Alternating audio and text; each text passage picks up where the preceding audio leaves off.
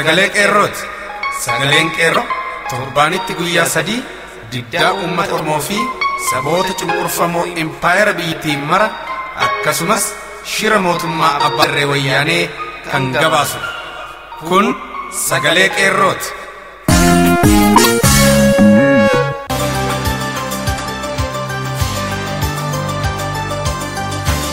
Caamsaa 14 bara 2016 harka fuune akkam jirtu kabajamtoota dhaggeeffattoota sagalee qeerroo kan isin keessummeessu ani Noolee Buttaati.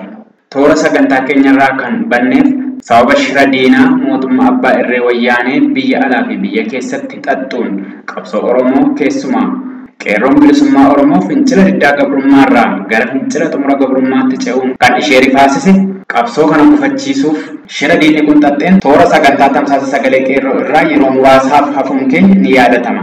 Haa ta'u malee qeerroon durumaan hanga wareegama lubbuutti of wareegee waadaa isaa ganama sana eegee olola diinaa hin fudhadhu jedhee qabsoo isaa hanga bilisummaa walabummaa fi birmadummaatti mirkaneessuuf nutis ta'e jaarmiyaan qeerroo kallattii maraan kan duraa caalaatti fincila xumura gabrummaa mirkaneessuuf jabaannee kaaneerra.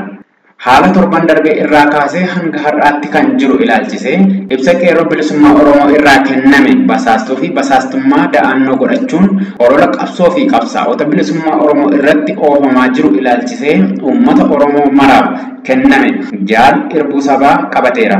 Akka armaan gadiitti isinii dhiyeessa.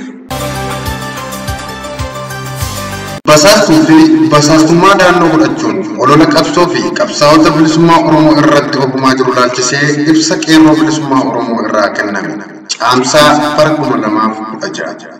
Ololli torban muraasa darban irraa kaasee dhimma basaastuu fi basaastummaa jedhu jalaa dhukachuun qabsoo fi qabsaa'ota bilisummaa Oromoo irratti oofamaa jiru qaama imaammata diinni sochii qeerroon bilisummaa fincila gabrummaatti xumuraa gochuuf saganteeffate maseensuuf wixinatee ta'uun isaa sabboontota Oromoo maraaf ifa ta'uu qaba.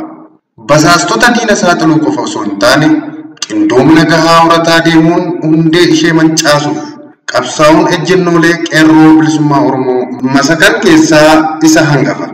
Sadarkaa qabsoon saba keenya amma irra jirtu kana keessatti basaastota diinni jaarmolee keenyatti bobbaafatu dammaqnaan ofirraa tiksuun dirqama sabboontota Oromoo hundaati.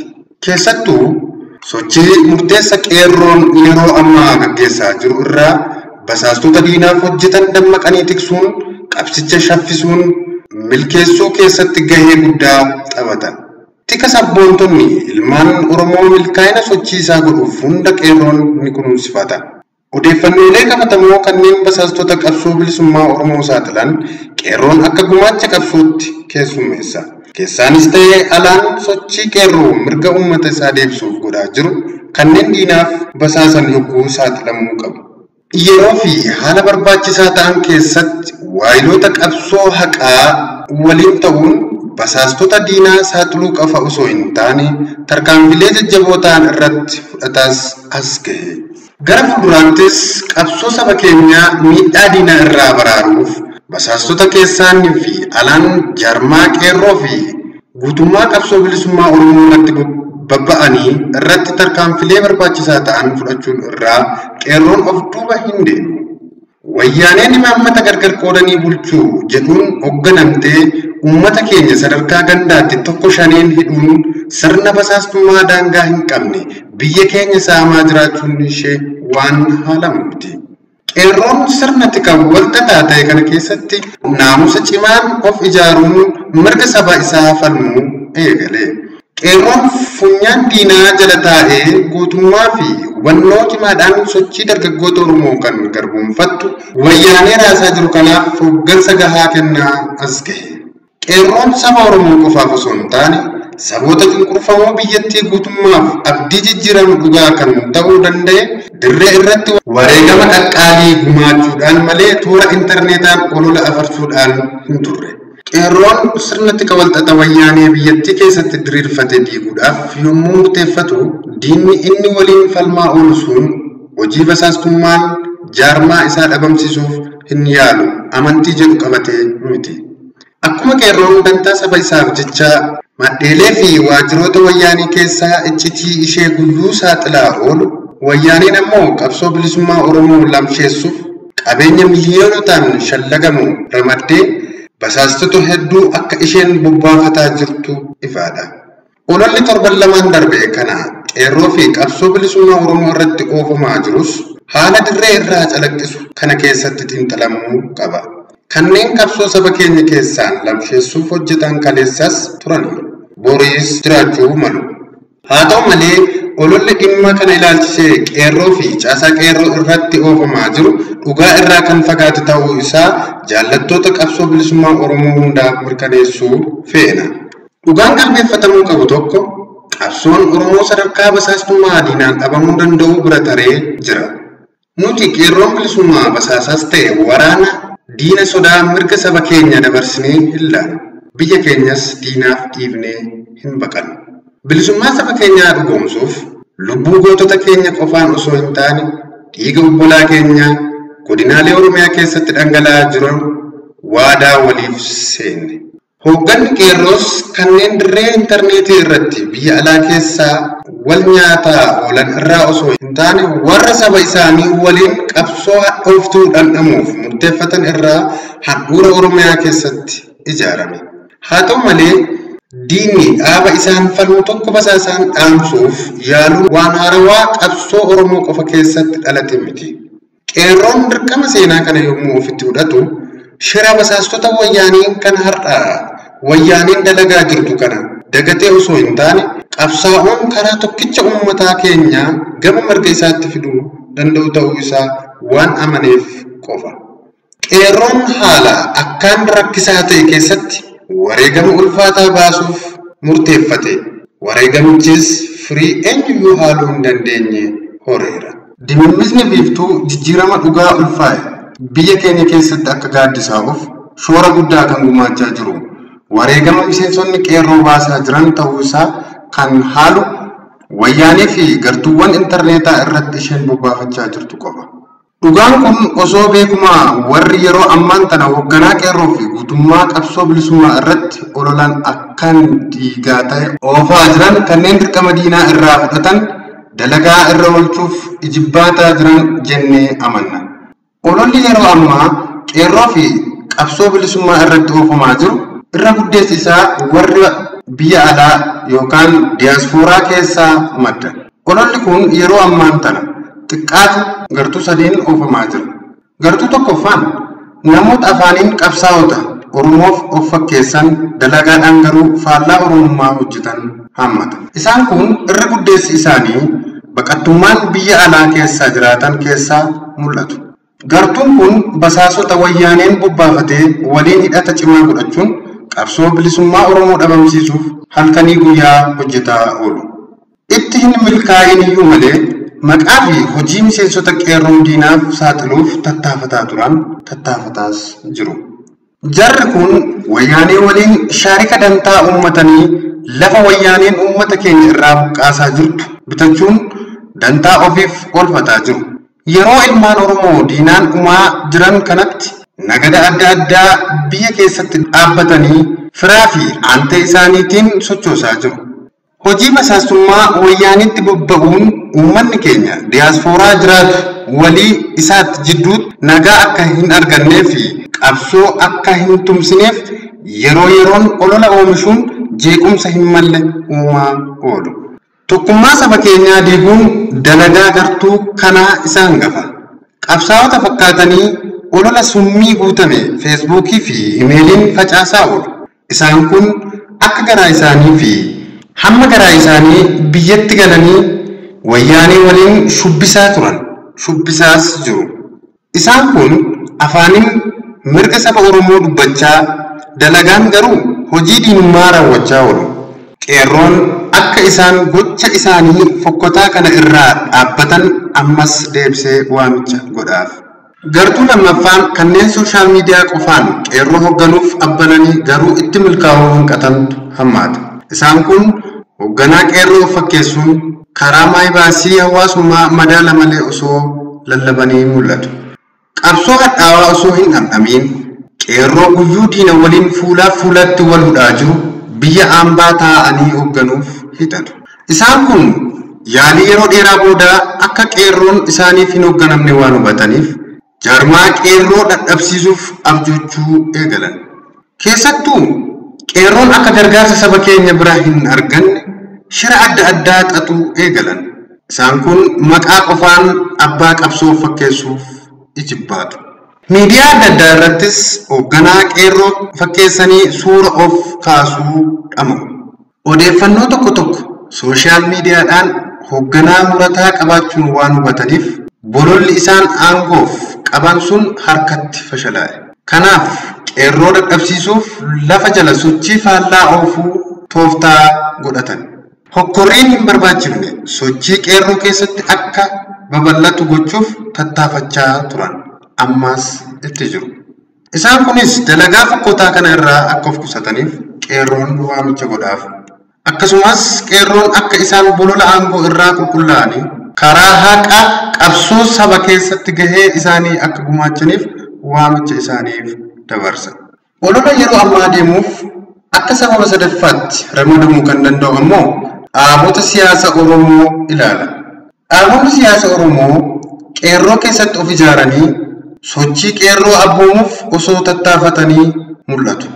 Isaan kun ofii miseensa horatanii qabsoo wareegama baasanii hojii lafaa irratti qooda gahaa kennuu hanqatuun qeerroo keessatti of ijaaruu yookaan ammoo qeerroo dadhabsiisanii ofii mul'achuu dhama'aa jiraatu argina. Sochii qeerroo tinnisuu fi jajjabeessuu irraa dadhabsiisuuf itti hinaafuutu mul'ata. Hooggansa qeerroo to'annoo ofii jalatti qabaachuu hanqatan olola diiggaa tokko tokko lafa jala qeerroo irratti oofaa jiraachuun isaanii ifaadha. Haa ta'u malee sochiin bilisummaa Oromoo kan ammaa caalaa akka qindaa'uuf qeerroon fedhii guddaa qabaachuun isaa ifaadha. Qeerroon dhaabota siyaasaa fi gurmuulee hawaasa keenya kanneen haqaan bilisummaa saba keenyaaf socho'an waliin waltinnisuun wareegama isa irraa barbaachisu gumaachuuf yogguu qophii ta'u isa hubachisuu barbaada. Qeerroon wal hubannoota dhaabonni Oromoo arfan torban darbe keessa mallatteessan garaa guutuun deeggaruun ibsatu qofaa osoo hin taane waliigalteen kun akka ta'u waamicha godhaa. Kanuma waliin dhaabonni Oromoo hundi dorgommii qeerroo to'achuuf godhaa jiran irraa nageenya qeerroo fi milkaa'ina sochii bilisummaaf akka deeggaran waamicha goona. Ololaa fi maqaballeessi dhaabota siyaasa Oromoo keessaa gariin harka lafa jalaan qeerroo irratti aggaamamaa jiru biyya keessattis ta'ee biyya alaatti akka dhaabatu hubachiisa. Qeerroon ilmaan Oromoo saba keenyaa fi biyya keenya diinaaf dhiifnee hin baqannu jedhan irraa bu'uureeffame. Qeerroon dhaloota qubee ijaarama biyya keenyaa boruuf bu'uura ta'aniin ijaarame. Qeerroon jaarmaa dargaggoota Oromoo lubbuu isaanii mirga saba isaaniif gumaachuuf murteeffatan irraa ijaarame waan ta'eef kunuunfamuu qaba. Ilmaan Oromoo biyya keessaas ta'e biyya alaa jiraatan qeerroo irratti olola wayyaanee fi ergamtoota isheen banamee kanaan dura dhaabbachuun dirqama qabsoo ta'uu isaa hubachuu feesisa. Osoo hin beeknis ta'e beekaa ilmaan Oromoo qeerroo fi qabsoo bilisummaa Oromoo guutummaa irratti olola diiggaa oofaa jirtan gochaa seenaa fokkataa kana irraa akka of qusatan dhaamsa lammummaa isaaniif dabarsuu feena. Har'a guyyaa ilmaan Oromoo wal jeeqan osoo hin taane guyyaa nuti tokkummaadhaan diina mirga keenya nu sarbe foqqolchuuf irratti jabaannee hojjechuu qabnudha. Har'a guyyaan kan ilmaan Oromoo basaastota wayyaanee keessaan nu jeequuf fiiganiif jilbeeffatan osoo hin taane guyyaa nuti jaarmaa keenya cimsinee saba keenya salphina dhufaa darbaa jalaa baafnudha. Kaleessas ta'e har'a keessaanis ta'e alaan sochii sabni keenya mirga isaa gonfachuuf godhu kanneen diinaaf basaasaa turan yookaan jiran gocha isaanii badaa kanaa itti gaafatama kan fudhatan yeroon isaa fagoo miti. Qabsoon ni qofa, qabsoon itti fufa. Ka'e qeerroo bilisummaa Oromoo caamsaa bara 2016.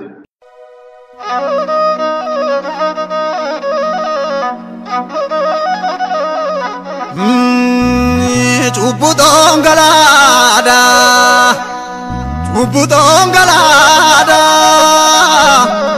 utataan garaadha kana akka baan isaa godhe ta'u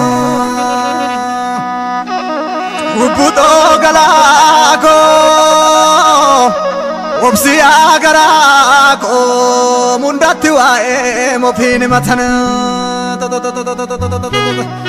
maja zamana garbu zamana tumudan adamne male amane tumudan adamne male tinas gabarre gudas gabarre bulu adamne male Hawe agari tulu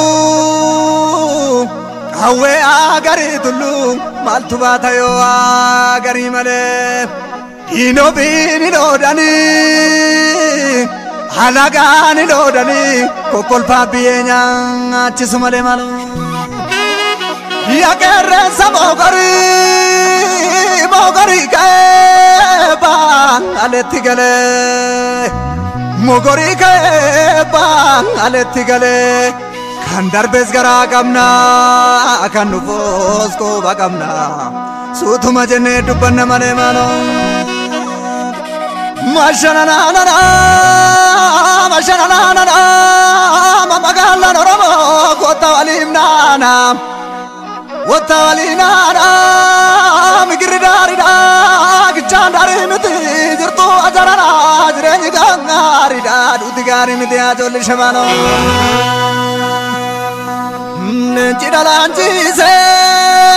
lanchidalachise magala banane mato kamnu damme ajolle malaga samamne baralaga samamne jirenya mali kamna kane biyabane namni biyaba ajolle minchi sabale rabu guya di male aloto nambar orifamena fumano lafti ke sidagada mirra ke sakotana ke sikenya smarada malo mirra ke sakofalla kangara mada kabu nakabira bebula basastu lammi ke samo veganu gurguram basastu lammi ke sa kabesa bagesa indu panu fimale mindi gara ko ke sa jira gara ke sa ini manne famale Abbi amora diba kenya longa ke sani ajole kenya kuna madiba makamino desani ma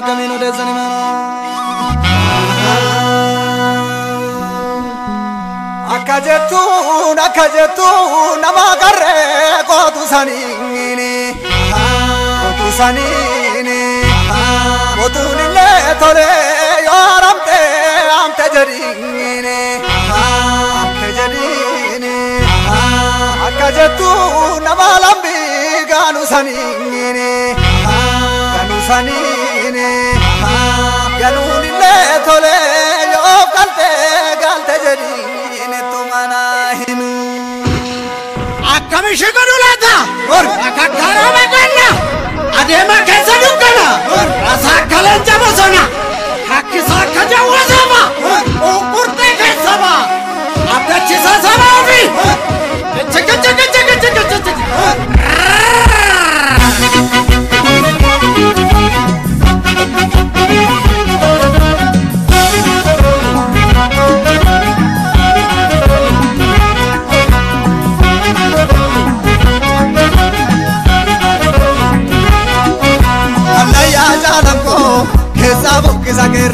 Ya hayu oromo aganu kanu jabesi burre agadidu oso masi el masiri tendidu anaya darako kesabo kizageresi ya hayu oromo aganu kanu jabesi burre agadidu oso masi el masiri tendidu biya shamba be agarte uru mawatale magarib dadasa Oromo kotota salale Oromo nabida yoga weda be ulenti jehida Mangiro betole ya uri garajilalo wajinyane dunne Teranama walgana malo hanganu rakane Lolalkani miti guya manjal kamne Darkato salale Hokisa bae karreti Kofare firfirse Hijise sirba baesi Ya hapa shimala Enyo tusi tuke to mana sagala Kulluudhiidhaa gubbaa Kullatee abiyya garmaama Onnee yoo galfannee Keenya diinatu nu saama Dhufee maabaa nafaa Walirra neefinu dhugaa waa gablafa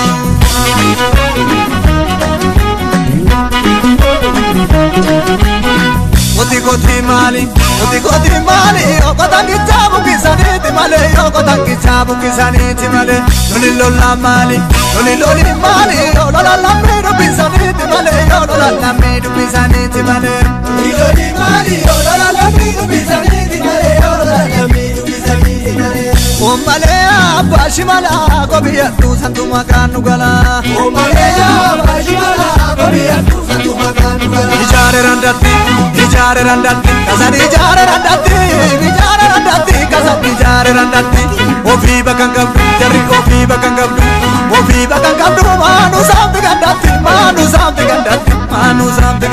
Balo